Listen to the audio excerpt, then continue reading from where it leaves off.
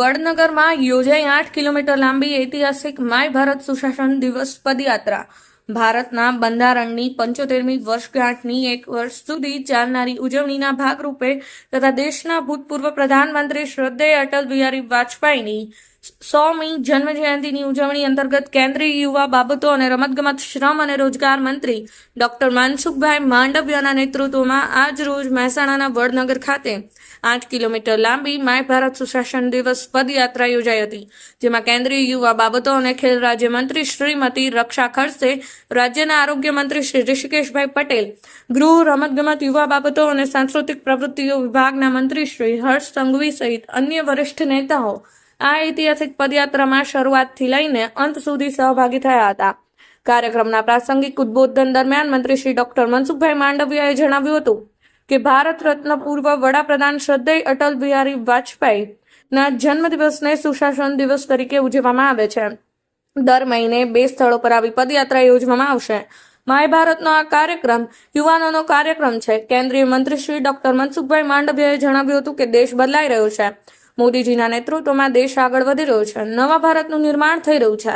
આ નવા ભારતના નિર્માણમાં દેશના યુવાનોની ભાગીદારી કઈ રીતે સુનિશ્ચિત કરી શકાય તેવા પ્રયાસો કરાઈ રહ્યા છે. મોદીજીએ કહ્યું કે દર વર્ષે યુવક મહોત્સવનું આયોજન થાય છે, પરંતુ આ વર્ષે યુવક મહોત્સવનું આયોજન અલગ રીતે થઈ રહ્યું છે. 25 નવેમ્બરથી 10 ડિસેમ્બર સુધી માય ભારત પ્લેટફોર્મ પર આ વખતે નેશનલ યુથ ફેસ્ટિવલ અંતર્ગત 15 દિવસ માટે સ્પર્ધા યોજાઈ હતી, જેમાં 30 લાખ યુવાનોએ ભાગ લીધો હતો, જ્યાંથી 2 લાખ યુવાનો પાસેથી વિકસિત ભારત અંગે યુવાઓ અને મહિલાઓની ભાગીદારી બાબતે મંતવ્યો મંગાવવામાં આવ્યા હતા.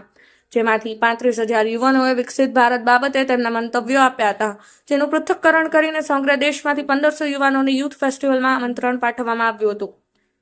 અત્રે ઉલ્લેખનીય છે કે પદયાત્રાના માર્ગ પર વિવિધ સાંસ્કૃતિક કાર્યક્રમોની પ્રસ્તુતિ કરવામાં આવી હતી, જેમાં થીમ આધારિત સેલ્ફી પોઈન્ટ્સ, યાદગાર પળોને કેપ્ચર કરવા માટે ખાસ ડિઝાઇન કરેલા સ્થળો તૈયાર કરવામાં આવ્યા હતા. 8 કિલોમીટર લાંબી પદયાત્રામાં વિવિધ સ્થળોએ આરોગ્યના સ્ટોલ્સ રાખવામાં આવ્યા હતા, તેમજ નગરજનો દ્વારા ઠેર ઠેર પુષ્પોથી પદયાત્રીઓનું સ્વાગત કરાયું હતું. પદયાત્રામાં દેશવીરોની વેશભૂષા તેમજ દેશભક્તિના ગીતોથી વાતાવરણ દેશભક્તિમય બન્યું હતું.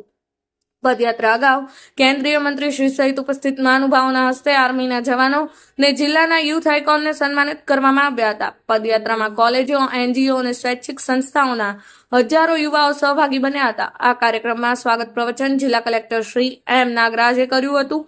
બાદમાં મંત્રીશ્રી સહિતના મહાનુભાવોએ એક પેડમાં માં કે નામ અભિયાન અંતર્ગત વૃક્ષારોપણ કરી વિવિધ સ્ટોલની મુલાકાત લીધી હતી. આ પદયાત્રામાં મહેસાણા જિલ્લા પંચાયતના પ્રમુખ શ્રી તૃષાબેન પટેલ, રાજ્યસભાના સાંસદ શ્રી મયંકભાઈ નાયક, મહેસાણા લોકસભા સાંસદ શ્રી હરિભાઈ પટેલ, પાટણ લોકસભા સાંસદ શ્રી ભરતસિંહ ડાભી, તેમજ ધારાસભ્ય સર્વશ્રી મુકેશભાઈ પટેલ, સુખાજી ઠાકોર, ડોક્ટર CJ ચાવડા, સરદારભાઈ ચૌધરી, અગ્રણી શ્રી ગિરીશભાઈ રાજગોર, કલેક્ટર શ્રી M. નાગરાજન, જિલ્લા વિકાસ અધિકારી શ્રી ડોક્ટર હસરત જેસ્મીન સહિત મોટી સંખ્યામાં યુવાઓ અને નગરજનો ઉત્સાહપૂર્વક સહભાગી.